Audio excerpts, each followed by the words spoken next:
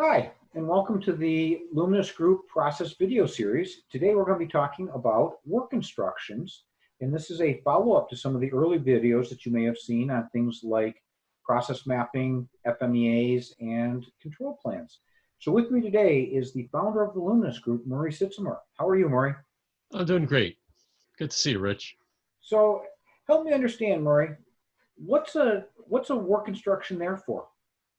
A work instruction is there to define clearly to the operator, the frontline person doing the work, what needs to be done, usually also how to do it.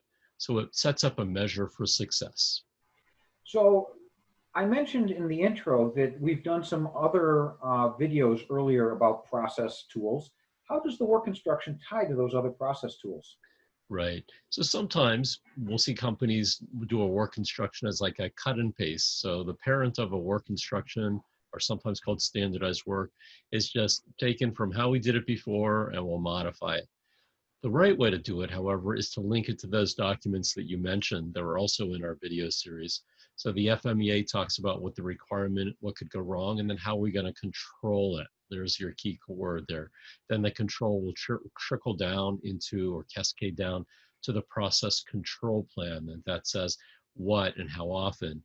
Now, who's going to do it? The operator, and that's where the value of the work instruction is. So the work instruction looks to the process control plan to say what needs to happen, how often, maybe even how I should do it. So instead of trickle down economics, we have trickle down quality. Trickle down quality, right. All right. Murray, what are some of the best practices that you might mention about work instructions? Well, nowadays with the technology, there's lots of different formats that you could use. And we always said a picture says 1,000 words. A video maybe says 10,000 words, right?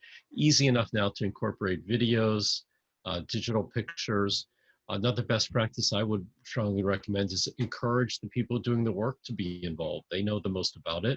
And if they're involved in developing it, the better they'll understand what this other document, what this document's for. Also, a work instruction should be tested. Have people run through, take one, take two, what should we adjust? Do you understand that? Should be in the native language as well. Sometimes we have operators in our plants with speak languages other than English or other than the native language. So, Murray, give me the why for work instructions. Why spend the time creating work instructions? We want to provide work instructions so that you take away ambiguity, you take away guessing, and give operators a measure for success, right? How do I get it right? And it's also helpful to management to say, how do I know if they're doing right? How could I verify it? Well, you can look at the work instruction or standardized work, look at the actual behavior and say, are we on target? And if not, correct it. So it defines what's right and it gives us the standard to check against. Yes, it does. Exactly right.